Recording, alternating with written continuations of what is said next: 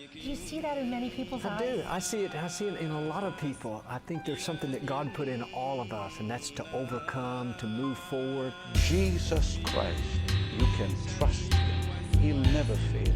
We've seen midgets grow. We've seen arms and legs that stop growing. Mandada basata. I don't make this stuff up. So are we going to be called away to meet the Lord? But it's not going to be 300 years. We live in right at the coming of Jesus Christ. You're just a 10-foot-tall crybaby. I'm crying. It's not so bad. I mean, no, Christians aren't being killed. No, not yet. What the Bible says, Leviticus 20:13. If a man also lie with mankind, as he lieth with the woman, they shall surely be put to death, their blood shall be upon them. And that, my friend, is the cure for AIDS. The notion that atheists are somehow the intelligentsia among us and so forth, I think this is just completely false.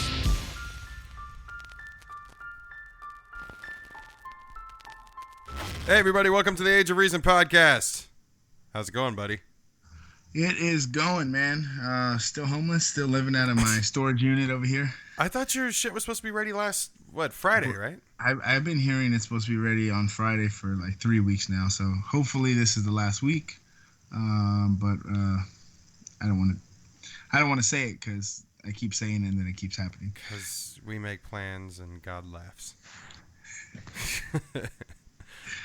So you're still waiting to move into your place. You have no idea. Where are you staying right now? Right now I'm staying with my mom. Oh, that's an upgrade from Underneath the Overpass last week. I was listening to Under the Bridge by Red Hot Chili Peppers the other day, and I thought of you. Yeah, it's not that bad yet, but who knows? That's funny.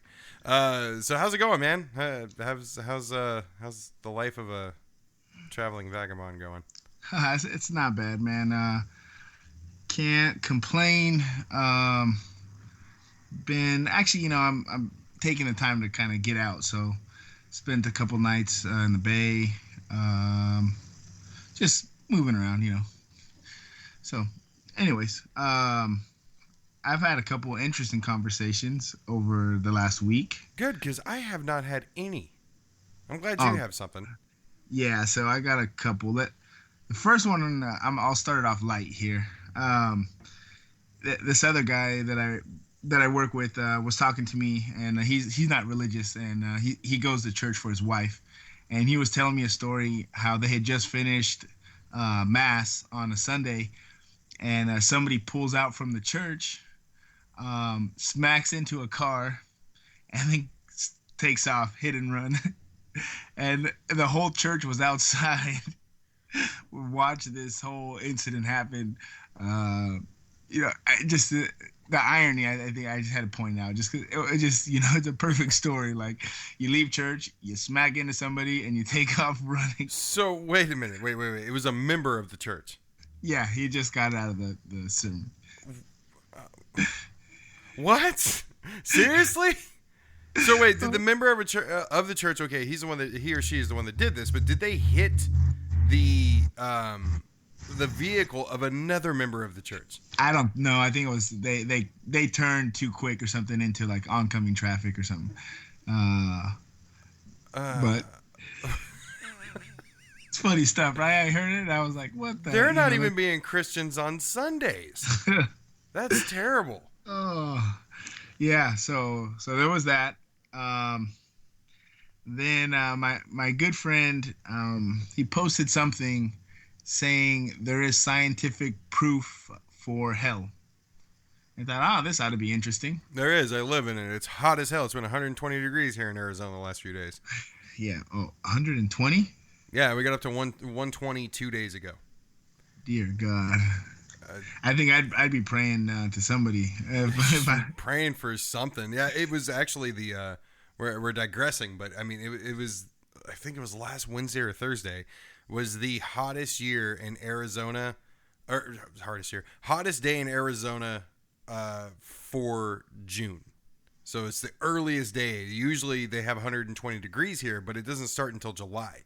We're supposed to be in like the low 90s to the low triple digits right now.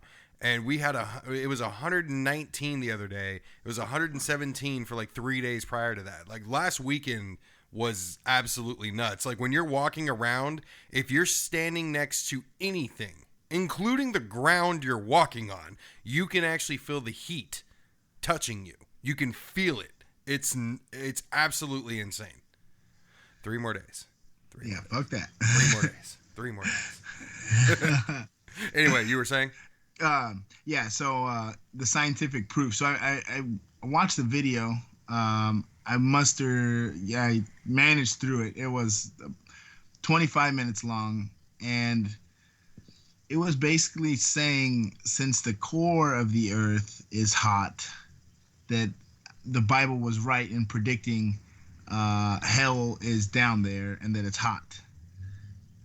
That is, you know what though, there is more, and I'm being serious, I'm not even trying to make a joke, but there is a little more sense to that, because I remember it was during episode 4 that long ago when I went on a rant about that was a parish shooting episode that we did, and I remember saying, when you think God is up there, depending on where you are in the world, up there is any direction, but down there they do have a point.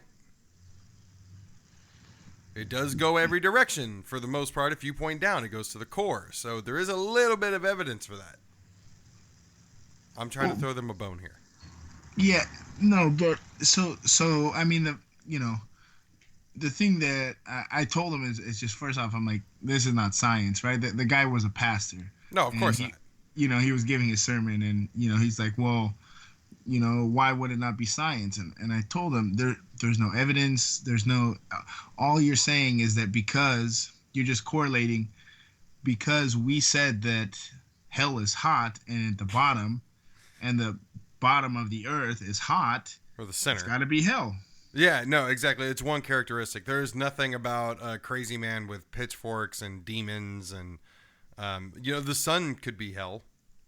Right. So that's what that's what I asked him. I said, so what leads you to believe that sinners spend eternity in the core of the earth? And then he's like, oh well, you're just making fun of the whole sermon. I'm like, well, no, that's exactly what it is. It's a sermon. It's not science. Don't try to mix the two. But God created science. I've heard this over and over again. Therefore, science cannot disprove God. God is all powerful. Deal with it. Yeah. Exactly. No, I've heard that same shit. And this has been the thing that keeps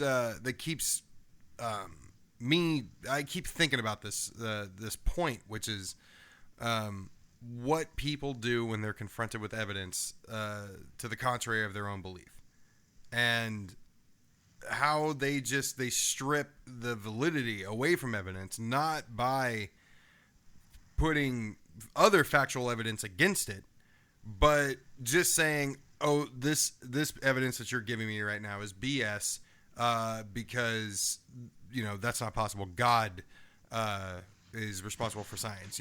Big Bang is bullshit. I don't know anything about the Big Bang. Never studied it. Wait, isn't that a TV show with a bunch of stupid nerds? I don't know anything about the Big Bang. God created the earth. End of story. Like, it's so annoying when that shit is going on. And I didn't have an interesting conversation this week with really anybody. I didn't have any debates. It was kind of a slow one. I've been packing the whole time so I can also join you as for a life on the road living under overpasses. But when I was talking to that last guy that I brought up on the previous episode, he rightfully says, I don't know anything about politics. I'm just, I'm going with Trump. That's all it takes.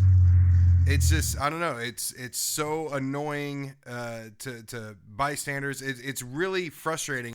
And that reminds me of the meme that I saw you post the other day from Carl Jung that says, thinking is difficult. That's why most people judge. Truer words haven't been spoken about what the hell's been going on over the last year. I mean, obviously, it's easier to just do that. And I guess, I'll get your perspective on the quote, and then that kind of leads me into my last community service here. So, what are your thoughts on that? I think it is. It's not only true. It's fascinating in its simplicity. It's very simple. And like for instance, okay, so we had Nick on last week, and we're gonna call this Adam and Evolution, I think is what we're gonna end up calling his segment. And so last week, if you haven't listened to the episode, go back and listen to it. About halfway through, we have a friend of ours that came on and gave us a physics lesson and let us know why we've never touched anything ever in our lives. Well, my mom listened to that, and I was like, "Hey, what'd you think?" And she's like, "I don't believe it. There's no way. There's no way this is true." And he's wrong, because there's no way this is true. No real evidence. I mean, she did say, I need to research this myself. She did say that, but she completely wrote it off from the very beginning. And the reason why that means something for her is because she knows him. Like, she's met him before. It's not some random guy. So to somebody else, they may say, well, shit, I need to go research. But for her to say that, it was a little bit weird. But she automatically judged information and said, that cannot be true. There is no way, because I feel things. And I tried to explain to her, yes, you can feel things. That's not saying that, your sense of touch is well, it is kind of fake. But she wouldn't believe it. And so that's what, for me, what that quote is we need to not be so quick to say that somebody else is wrong, or information that we're given is BS. I mean, but we do need to question everything. But we need to question it with facts from an opposing side. This is that whole thing about listening to people that disagree with you more than you do the people that do agree with you. It's the exact same thing.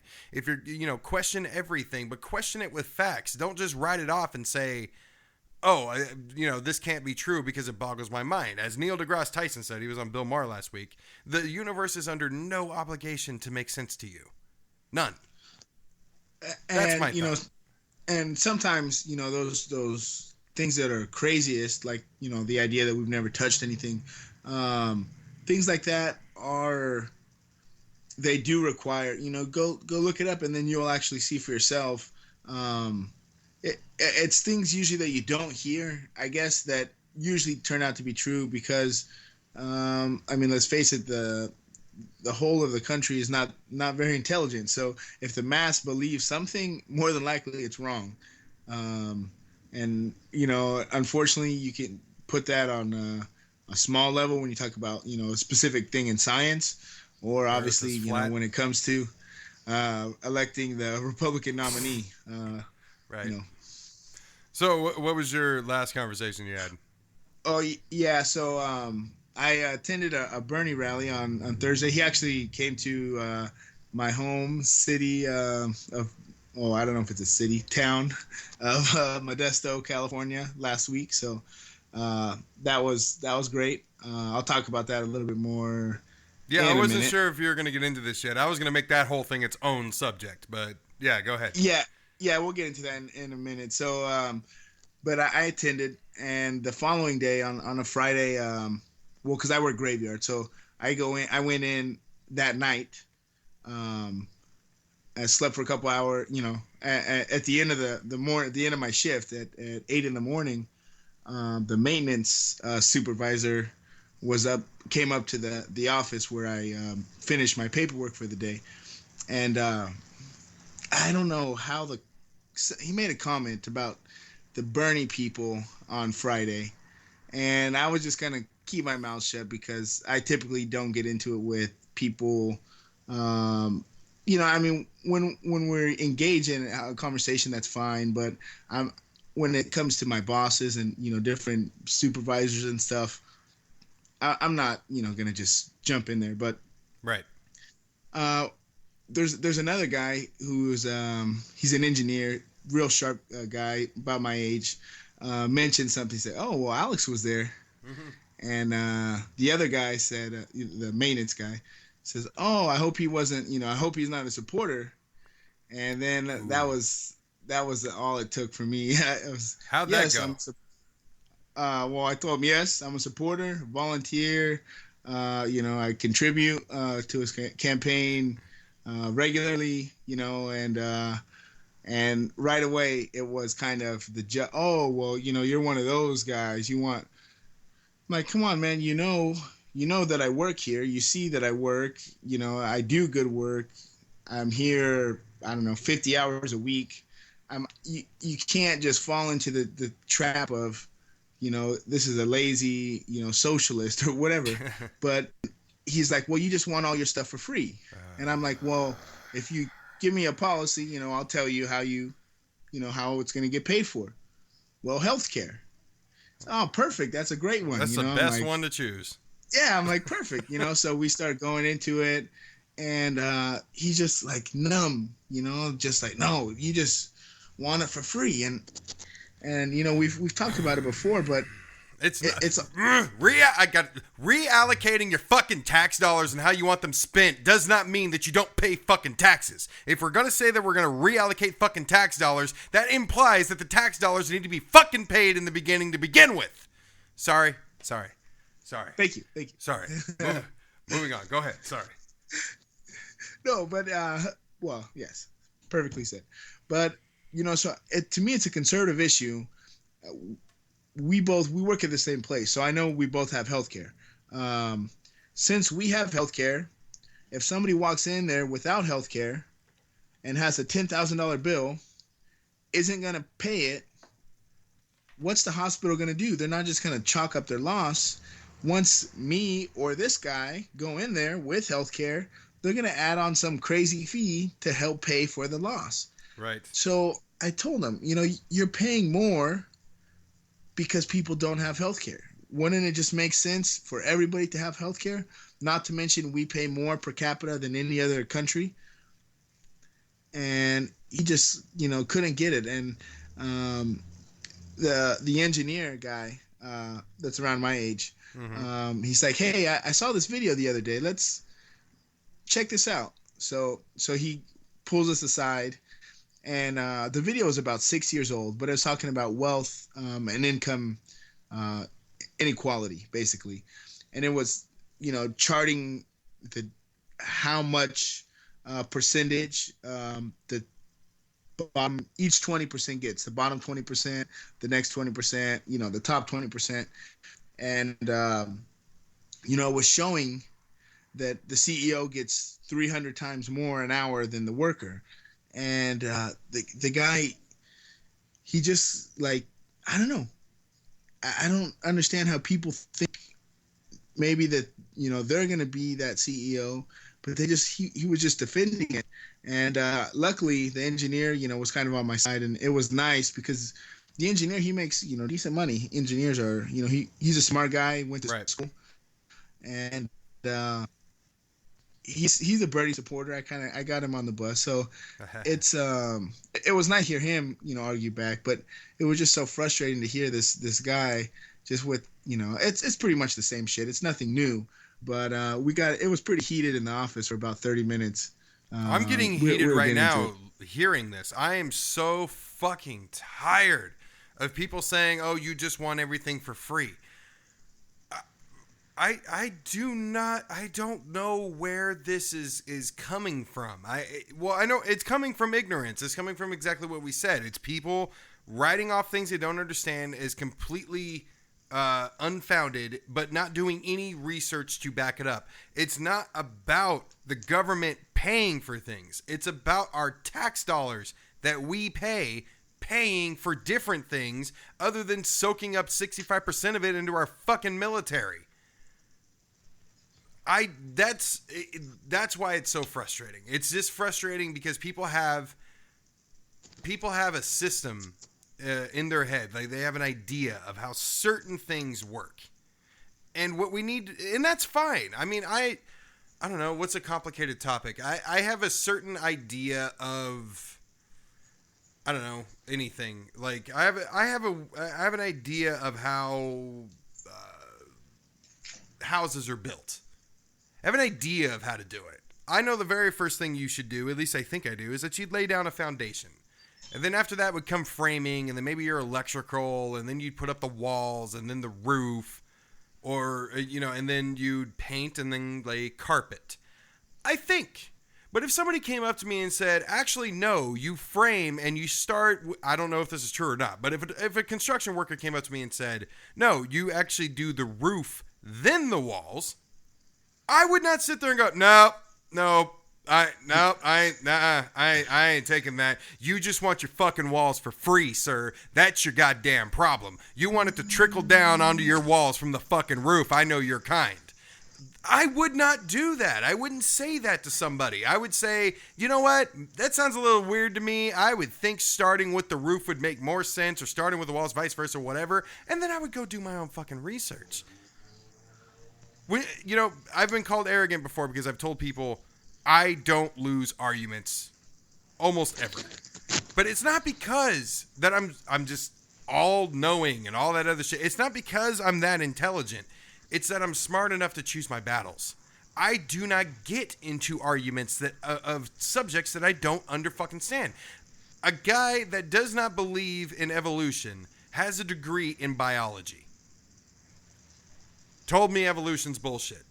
I backed out of the argument. I told him, I'm like, look, I know my research, it makes sense to me, but you got a degree in biology. How the fuck you don't believe in it? How the fuck you don't know evolution is true? I don't know, but I'm not going to argue with you over it. I mean, what? I'm just, was it on religious kind of grounds? It was out of Arizona State, I can tell you that.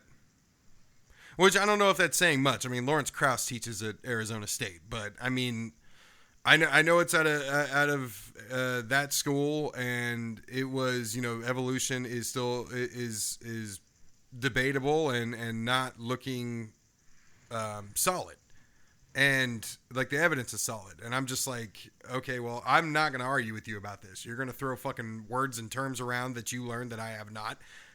You and I were talking. You have an uncle who knows the Bible front to back. And I'll get into, we talked about this on one of those episodes where I said I would argue with somebody and quote the Bible to him. But your uncle's not one of those people. I would take a totally different route if I was going to argue religion with him. I would not get into a Bible verse argument with him. I know better. But that's what I don't understand. You don't need to be smart to the sense that, or knowledgeable in the sense that you need to know everything. But you should at least be knowledgeable when you should pick and choose your battles, and when you can actually admit that there is something that you do not know, that you need to research before you start passing your fucking opinions. That's my overall point. That's what I think is wrong with Bernie Sanders. What's wrong with the views that certain people have of Sanders, and that's what the view that I think is wrong with every single, and I am not exaggerating, every single supporter or voter, rather, of Trump. They're not Trump supporters. They're Trump voters. There is a difference. I did not plan on getting into rants on this episode, so I don't know. It'll probably happen again. Moving on. So, switching up topics here. So, back to the Bernie rally. You, sir, have made the news twice in like a month. First, you were standing behind our boy Victor when he was interviewed, I forget by what station. And we put that on the page. And, then this happened. So,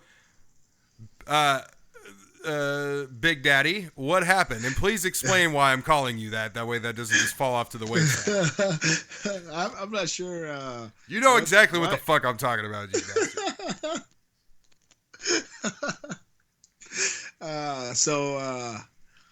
I guess taking it back, right? So, Bernie came into town on Thursday, and again, I work graveyard, so I go to work at 10:45 is when I start. So I started work 10:45, worked my 9 hours, got out. It was almost 9 o'clock. My wife and kids were already in line for the rally, so I got I think it was like 8:45 when I got in line. According to the time, gates were supposed to open at 9. So I was expecting to be in line for an hour or so and go see Bernie. This was actually the first time that I was able to bring the kids, since it wasn't a long trek. So I was excited for the kids. They were excited to see Bernie. We ended up staying in line for 4 hours. Holy and shit! That wasn't the wow. 95-degree Modesto, no breeze weather. You're not gonna. I work outdoors. Don't give me that. There's older people. There was a very interesting couple behind me.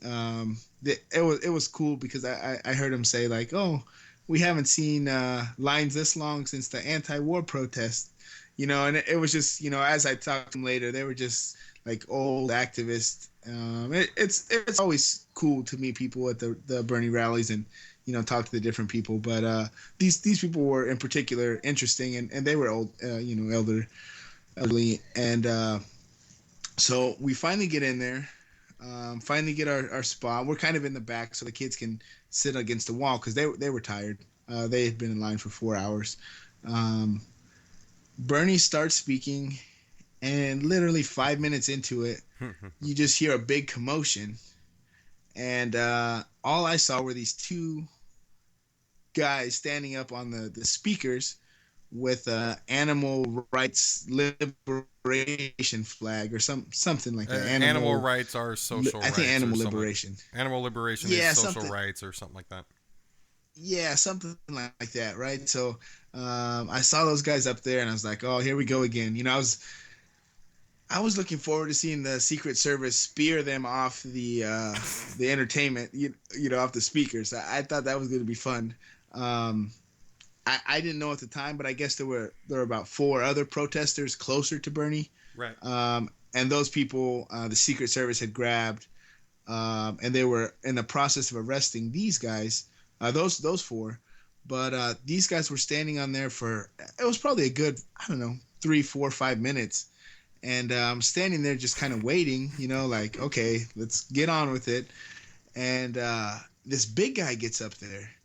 And I see him get up there and try to wrestle the flag away from him. I'm like, oh, okay, he's a big guy. He's got it.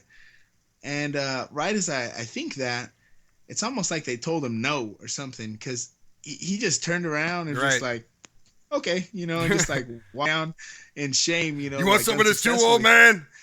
No. So so I saw him get down, and I was like, I think I got this. So it was interesting because I was in the back, and it was a pretty big crowd to get to the front where Bernie was, and I'm like walking past people. I'm like, excuse me, I'll take care of it. I got it. I'm like trying to like get them to clear a path for me. And I'm walking up, and I see the guys with the flag right there, and I'm like, oh, I think I got this. So, I reach up and snatch the flag, and one of the guys had a pretty good grip on it. He didn't let go. He came over the speaker with me, and the other guy, when I saw the close-up video, I see the other guy I almost got a twofer. Right. And took both of them with me. Yeah, you went for the flag and got more than what you asked for. Yeah, definitely. I was just trying to get the flag, but one guy came over the top, and the other guy let go at the last second. Otherwise, he would have came over too. Now, I gotta ask you, right after, and for everybody that's listening, I posted this on our page, and there's actually a really good shot of Alex. The first one I got was just a picture of your bald head, and you just saw it kind of come up for a second and then go back down, and then the guy came off the speaker. But there's a really good camera view that's on the Facebook page for AOR. And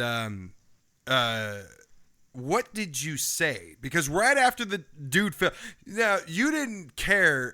Like, this guy fell off the speaker. You paid no attention to him, but you immediately started pointing and yelling at the other guy. I got to know, what'd you say to him?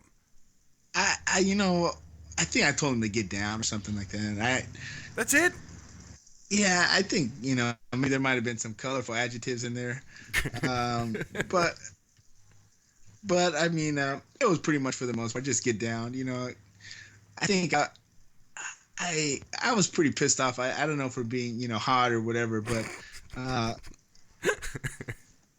okay, so hold up. We got to explain the Big Daddy comment. So I was at work, and you sent me a link, and it said, look at Big Daddy taking out a protester or something to that extent. So I watched it, and at the time, everybody had their phone out. There's got to be 100 different angles of what happened.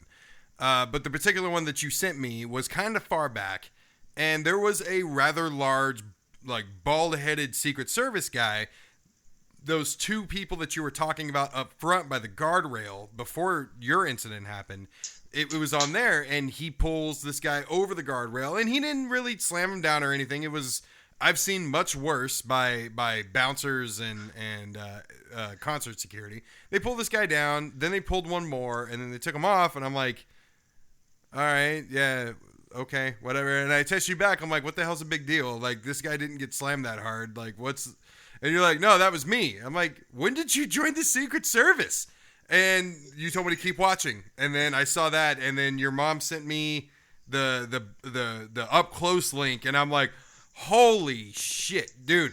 I am so jealous and so, like, honored that you did this. It is the most amazing fucking thing that I know. Two people. One person that was a state delegate for the candidate that I support, and somebody that's been on the news twice for Bernie Sanders, and the second time you were making somebody shut the fuck up. And it was PETA, by the way. And let's just say fuck PETA. I am all for, speaking out against cruelty to animals and all that shit. And yeah, we should all probably be vegetarians. I can agree with that, as I'm about to go eat steak, actually, when we're done doing this. I know that we need to be nice to animals. I am a dog lover. I have some love for my guinea pig, but honestly, his balls have gotten too big.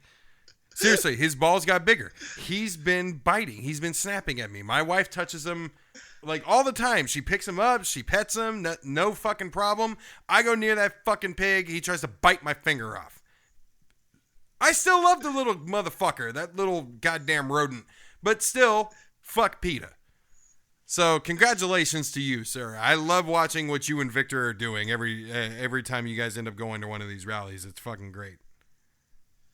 Well, thank you, sir. And I do.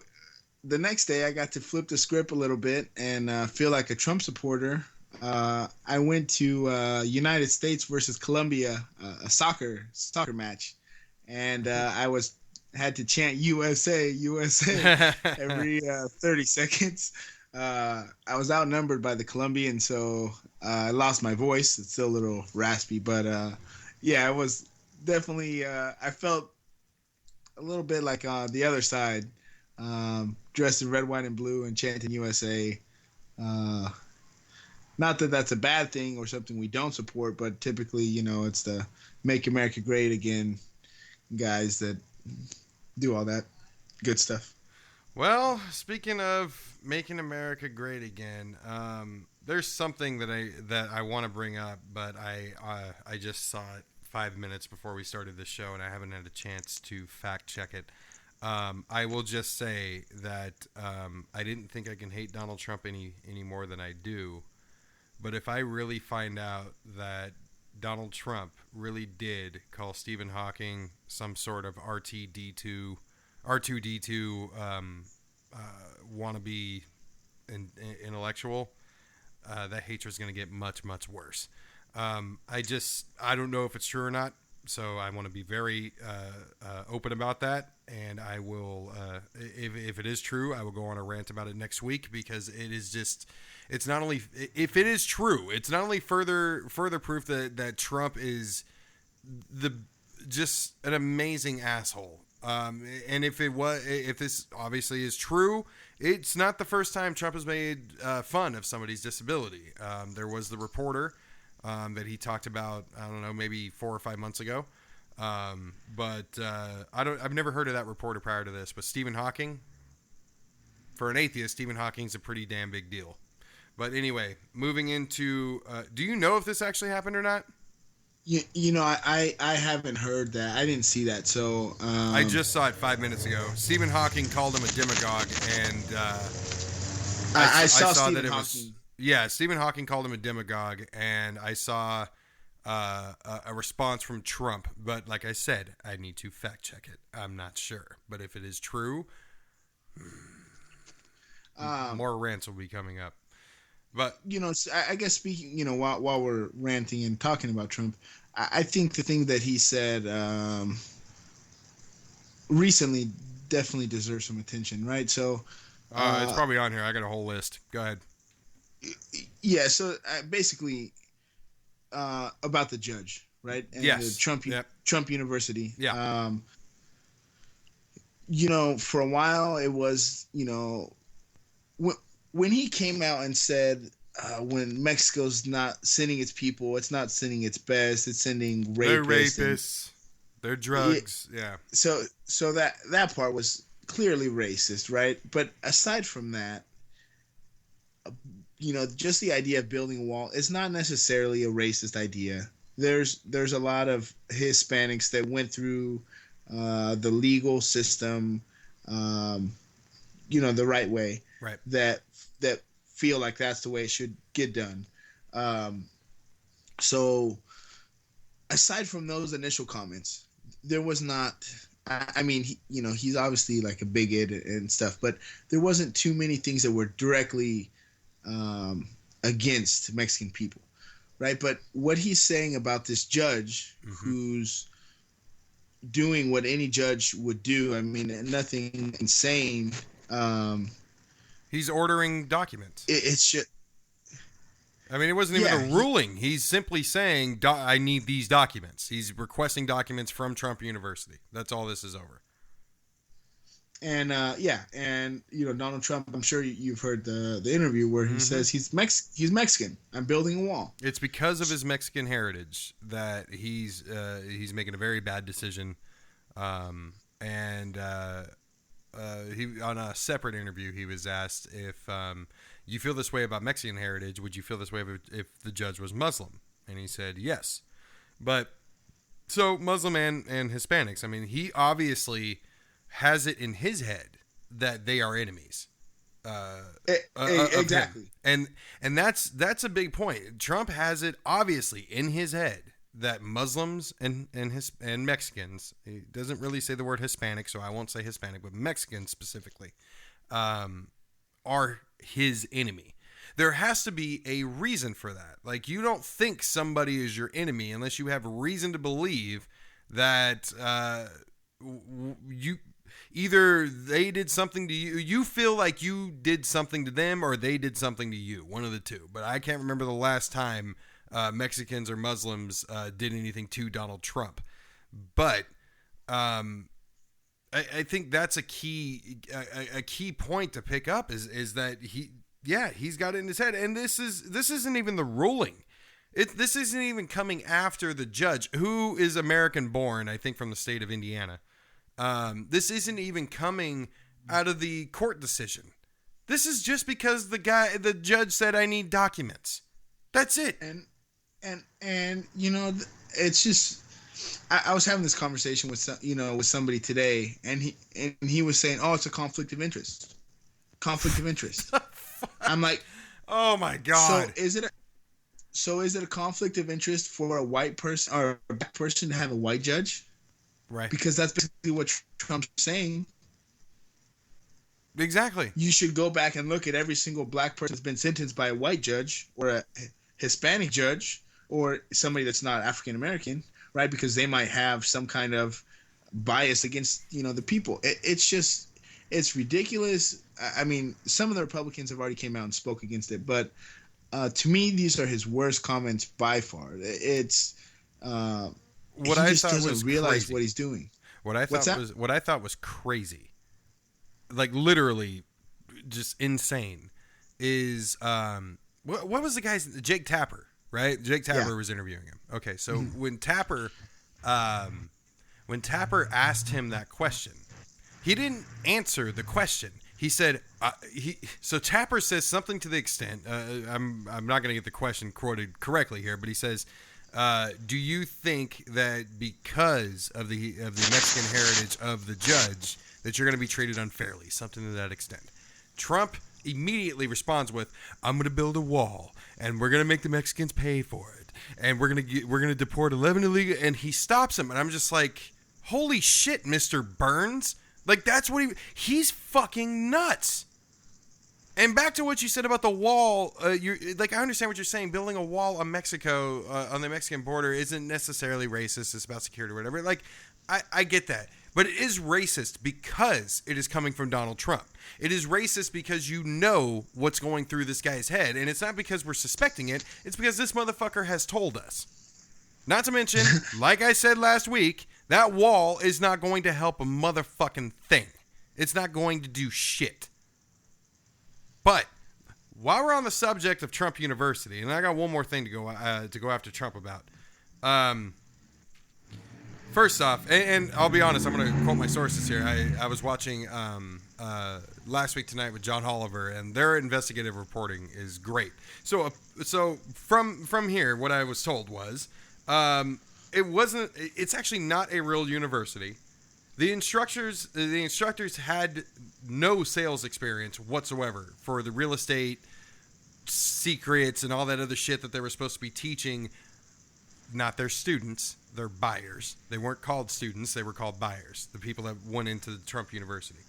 And they were also told that lack of money is not an excuse, even when you're selling to broke families. And when they were reading over the manuals, the instructors were reading over the manuals of how to sell Trump University, they were actually given sales techniques and strategies of how to tell somebody that can't afford it that they really can. That they have, everybody's got a way of coming up with the money, you just got to make them do it. So definitely preying on the poor. And the manual also included instructions for what to do if the Attorney General showed up. What kind of shit is that? Hey, just in case we get raided, here's what we want you to do. And apparently the instructions were call April. Whoever the fuck April is. I don't know. Megan Fox, Ninja Turtles. I don't know who the fuck April is. That's Donald's press secretary when he does a woman's voice. Oh, her last name must be Miller. April Miller. I was thinking April O'Neil. That's about the only April I can think of. But yeah, instructions for what to do if the Attorney General shows up. And Oliver made a brilliant point. When it came to the sales techniques of Trump University, you can translate them into the Trump candidacy, which is he's not selling solutions. He's selling feelings. He's selling the way you feel when he talks about how the American economy is not doing well, how you don't have jobs, how President Obama is stupid, how our government can't get anything done right because we don't know how to do deals. I wrote The Art of a Deal, second greatest book next to 2 Corinthians. Vote for me. You know, he's selling. I thought that was an excellent point. We always say that he's not selling. We always say that Trump has no solutions. Nobody cares. I think he finally found out why Trump can shoot somebody on Fifth Avenue and not lose voters. He's not selling the same shit that Bernie and Hillary and every other person that stood on the DNC and the RNC stages. He's not selling the same thing. No, that's fair. But lastly, for Donald Trump, while back, can't remember if it was this year or towards the end of last year, he hosted a benefit for our military veterans with Mike Huckabee. And it was the motto or the slogan of it was 6 million in 1 hour. And he was to raise. But he skipped the debate. He skipped the debate. That was when he skipped the debate. Yeah. So he joined Mike Huckabee with that. And Washington Post investigated, and $3 million is missing. And Trump's got nothing to say about it, other than obviously, it's false. He can't come up with why, but $3 million is missing. And one other thing I think it's good to point out here is that Trump has had 3,500 lawsuits in the last 30 years that he's either sued for or has been sued for. He's involved in 3,500 lawsuits in 30 years. Well, I mean, he sued Bill Maher because he said his father was an orangutan. Yeah, now I'm waiting to see if he... and please, viewers, use this hashtag because I think it's brilliant. He's got the hashtag of whiny little bitch, which I think is great. So there's one other thing. I think we got about 15 minutes left that I saw that was complete bullshit right before we came on. The AP today on Monday, right before the biggest state holds its primary, which usually doesn't matter. Why do I have a feeling you're about to piss me off? The AP has just came out and said Hillary Clinton has enough delegates to clinch the nomination. How's today. How's that possible? Just right now. How's that possible? Some accountant just did some math and realized, oh, we forgot to carry the one. She's good. Wait, are you? No, whoa! Are you fucking kidding me? No superdelegates necessary. With pledged delegates, she has it. No. They're counting superdelegates.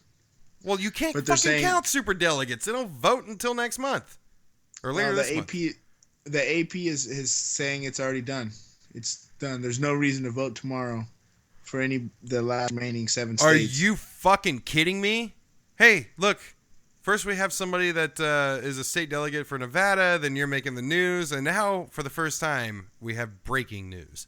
Wow, we're coming a long way here. Are you fucking serious? They're putting out that nobody in California should vote tomorrow? I mean, that's basically what they're saying. They're saying she already has it, so your vote is pointless.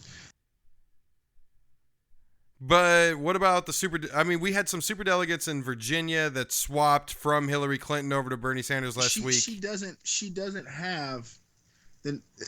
It's wrong. It's not right. It's a voter suppression tactic, right, to get people to not vote tomorrow because they're going to say, I just read on Facebook that it's over.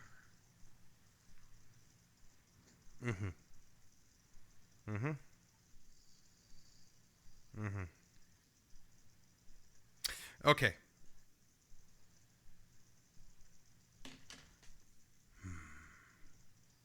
So this is our media.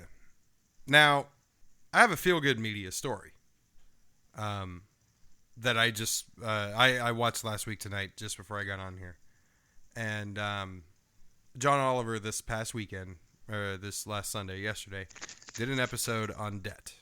And talked about, and we've talked about it in the past. Bernie Sanders has talked about ATM fees, $300 billion in fees. And we've talked about cash advance loans and payday loans and that sort of thing plaguing our country. And last week we were talking about who can we choose to get our media from? Where can we choose to get our facts? And we kind of touched on that earlier today. One of the things that helps, and one of the things that keeps, as an atheist using the word faith, that's a little difficult, but one of the things that keeps faith alive a bit, and that there is still some goodness in our media outlets, is yesterday John Oliver announced that he opened up a debt purchasing company, which is apparently very, very easy to do. And he, for $60,000, purchased $15 million worth of debt.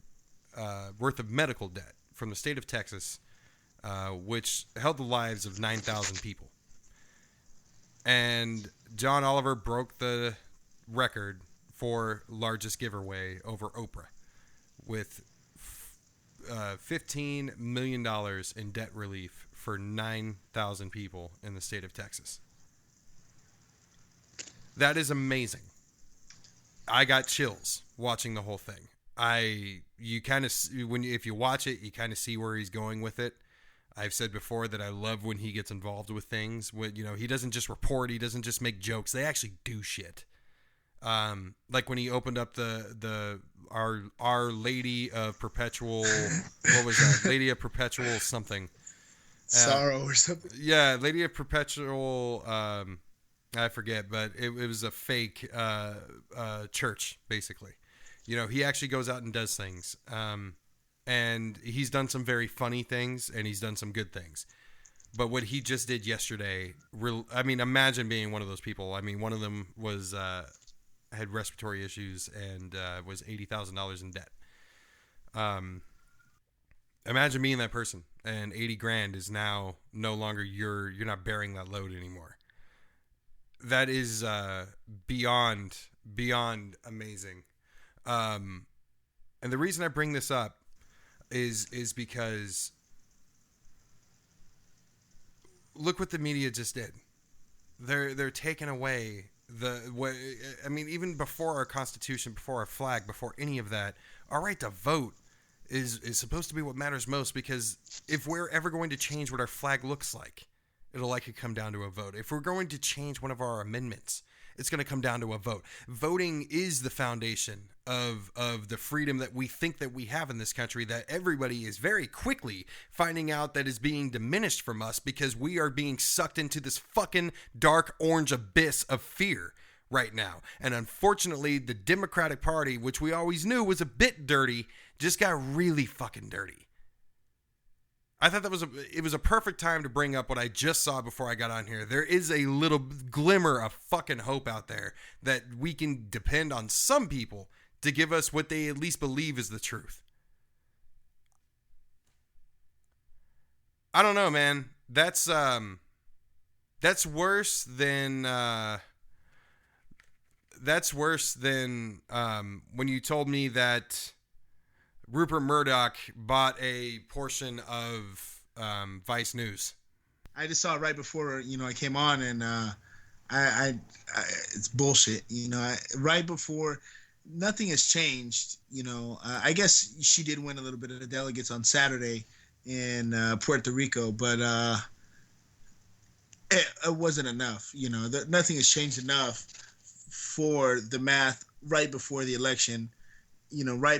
Before anybody can really check it, for them to come out and say that she won. And it's only the Associated Press. It's not like every single news organization has came up with the same thing, even though they're all counting the same delegates. It's bullshit. You know what, though?